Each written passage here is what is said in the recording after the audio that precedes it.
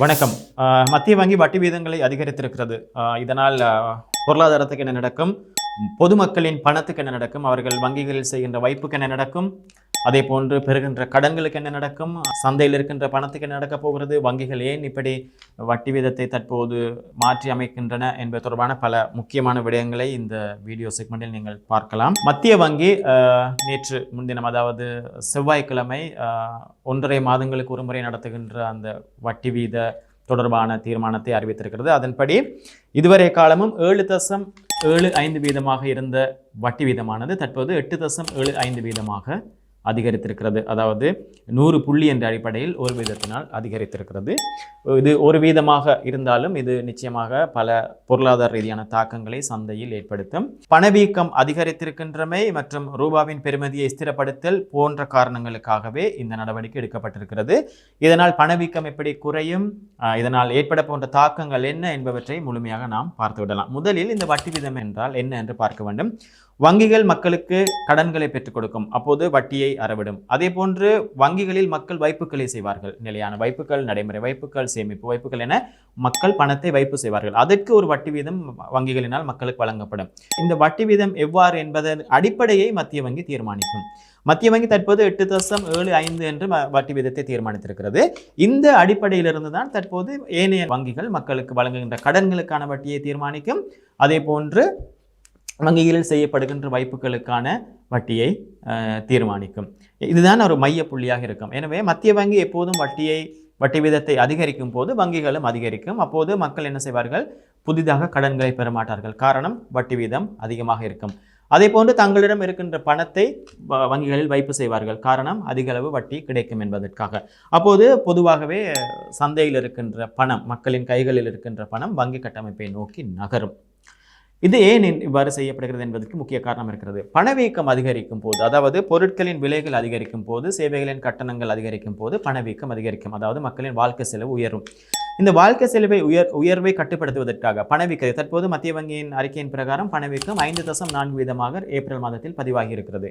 March மாதத்தில் அதனை விட நன்றாக குறைவாக இருந்தது. தற்போது அதிகரித்திருக்கிறது. இலங்கையின் சட்டத்தின் பிரகாரம் 5 வீதத்துக்கு மேல் பணவீக்கம் செல்ல அனுமதிக்கக்கூடாது.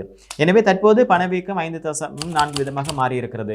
மத்திய கிழக்கில் ஏற்பட்டிருக்கின்ற பிரச்சனை, எரிபொருட்களின் விலை அதிகரிப்பு, எரிவாயின் விலை அதிகரிப்பு போன்றவை காரணமாக இந்த நிலை ஏற்பட்டிருக்கிறது.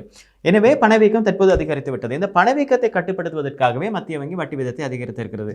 இப்போது மத்திய வங்கி வட்டி வீதத்தை அதிகரிப்பதால் பணவீக்கம் எப்படி குறைவடையும் என்பதை நாம் பார்க்க வேண்டும்.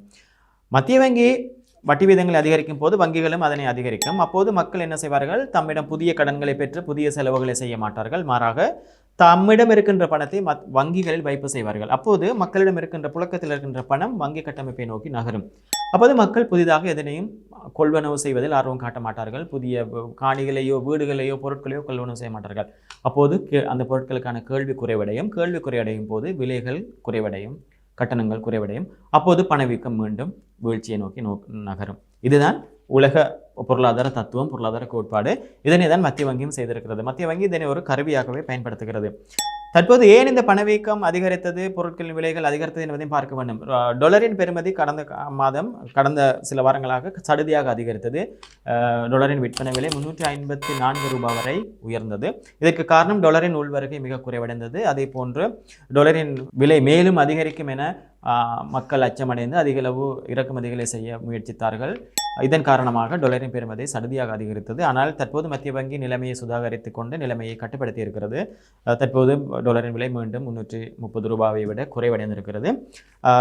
இந்த வட்டி வீத அதிகரிப்பும் ஒரு காரணம். ஏனென்றால் வட்டி வீதம் குறைவாக இருந்தால் மக்கள் அதிகளவு கடன்களை பெற்று அவற்றை டொலர்களாக மாற்றி இறக்குமதி செய்ய முயற்சிப்பார்கள். தற்போது வட்டி வீதம் அதிகரித்திருப்பதால் அந்த நிலைமையும் குறைவடைந்திருக்கிறது. அதாவது டொலர் வெளி செல்வதற்கான அந்த மூலமும் ஒரு குறிப்பிடத்தக்க வகையில் கட்டுப்படுத்தப்பட்டிருக்கிறது. எனவே மக்கள் அதிக அளவு கடன்களை பெற முயற்சிக்க மாட்டார்கள். ஆனால் இது மறுபுறம் ஒரு பொருளாதார தாக்கத்தை ஏற்படுத்தும். அதாவது மக்கள் அதிக அளவு கடன்களை பெற்று தம்மிடம் கையில் இருக்கின்ற பணத்தை, புழக்கத்தில் இருக்கின்ற பணத்தை வைத்துக்கொண்டு நாட்டில் செலவுகளை செய்ய வேண்டும், கொள்வனவு செய்ய வேண்டும், புதிய முதலீடுகளை செய்ய வேண்டும். அப்போது நாட்டின் பொருளாதார வளர்ச்சி ஏற்படும், மக்களுக்கு பொருளாதார சந்தர்ப்பம் ஏற்படும். அதனூடாக மக்களுக்கு பொருளாதார வருமானம் கிடைக்கும், பண ரீதியான வருமானம் கிடைக்கும். எனவே இந்த வட்டி வீத அதிகரிப்பினால் இவ்வாறான நிலைமைகளும் ஏற்படலாம். அதே போன்று தற்போது கூட கடன்களை பெற்றிருக்கின்றவர்கள் வங்கிகளில் கடன்களை நீங்கள் பொதுவாக கடன்களை பெறும்போது அந்த வட்டி வீதம் நிலையான வட்டி வீதத்துக்கு கடன் பெறுகின்றோமா அல்லது மாறி மாறி வருகின்ற வேரியேஷன் எனப்படுகின்ற வகையில் ஃபிக்ஸ் இல்லாமல் வேரியேஷன் எனப்படுகின்ற வகையில் கடன்களை பெறுகின்றோமா என்று அவர்கள் ஆரம்பத்தில் உங்களிடம் கேட்பார்கள், ஞாபகம் இருக்கும். அப்படி நீங்கள் நிலையான வட்டிக்காக இந்த கடனை பெற்றிருந்தால் தற்போது இந்த வட்டி அதிகரிப்பினால் உங்களுக்கு எந்த பிரச்சனையும் ஏற்படாது. நீங்கள் மாதாந்தம் செலுத்துகின்ற அந்த உங்களுடைய வைப்பு தொகையை, அதாவது உங்களுடைய அந்த தவணை பணத்தை செலுத்த முடியும். ஆனால் நீங்கள் மாறி மாறி வருகின்ற வட்டி வீதத்தின் அடிப்படையில் கடனை பெற்றிருந்தால் தற்போது இந்த வட்டி வீத அதிகரிப்பினால் உங்கள் கடன் தவணை பணம் தொகை அதிகரிக்கும். லீசிங் குத்தகை, அதாவது வாகனங்களை கொள்வனவு செய்கின்றவர்கள் இந்த லீசிங் குத்தகை ஏற்பாட்டில் தான் அதிகளவு வாகனம் கொள்வனவு செய்வார்கள். அந்த லீசிங் முறையும் எப்படி அவர்கள் அந்த லீசிங்கை பெற்றுக்கொண்டிருக்கின்றார்கள், அந்த குத்தகையை எப்படி பெற்றிருக்கின்றார்கள் என்று பார்க்க வேண்டும். அதிலும் அவர்கள் இந்த மாறி மாறி வருகின்றதன் அடிப்படையில் அந்த கடன்களை பெற்றிருந்தால் அவர்களது தவணை பணமும் அதிகரிக்கும். எனவே இது ஒரு பொருளாதார ரீதியான தாக்கத்தை நாட்டில் ஏற்படுத்தும் என்பது தெளிவாக தெரிகிறது. ஆனால் மத்திய வங்கியை பொறுத்தவரையில் இந்த ரூபாவின் பெறுமதி வீழ்ச்சி அடைந்தமை, டாலரின் பெறுமதி அதிகரித்தமை, பணவீக்கம் 5.4% அதிகரித்திருக்கின்றமை என்பவற்றினால் தம்மிடம் இருக்கின்ற இந்த வட்டி வீதம் என்ற கருவியை பயன்படுத்தி தான் இதனை கட்டுப்படுத்த வேண்டியிருக்கிறது. அதனைத்தான் மத்திய வங்கி செய்திருக்கிறது. எனவே மத்திய வங்கி செய்ததையும் தவறு என்று கூறிவிட முடியாது. மறுபுறம் சிறிய மற்றும் நடுத்தர வர்த்தக முயற்சிகள் இதில் பாதிக்கப்படுமா, பொருளாதார சந்தர்ப்பங்கள் குறைவடையுமா, அதாவது பொருளாதாரம் சுருங்குமா? வட்டி வீதம் அதிகரிக்கும் போது பொருளாதாரம் சுருங்கும், வட்டி வீதம் குறையும் போது பொருளாதாரம் விரிவடையும். இதுதான் பொருளாதார நியதி. எனவே தற்போது வட்டி வீதம் அதிகரிக்கப்பட்டிருப்பதால் பொருளாதாரம் சுருங்குமா என்ற கேள்வி எழுகிறது. மக்கள் அதிகளவு தம்மிடம் இருக்கின்ற பணத்தை வங்கி கட்டமைப்பை நோக்கி நகர்த்துவார்கள், வங்கிகள் வைப்புகளை செய்வார்கள், புதிதாக கடன் பெறுவதற்கு முயற்சிக்க மாட்டார்கள். முயற்சிப்பது குறைவாக இருக்கும், காரணம் வட்டி வீதம் அதிகம் என்பதால். எனவே இதனூடாக ஒரு பொருளாதார ரீதியான ஒரு நகர்வை, பொருளாதார ரீதியான ஒரு விளைவை மத்திய வங்கி எதிர்பார்க்கிறது.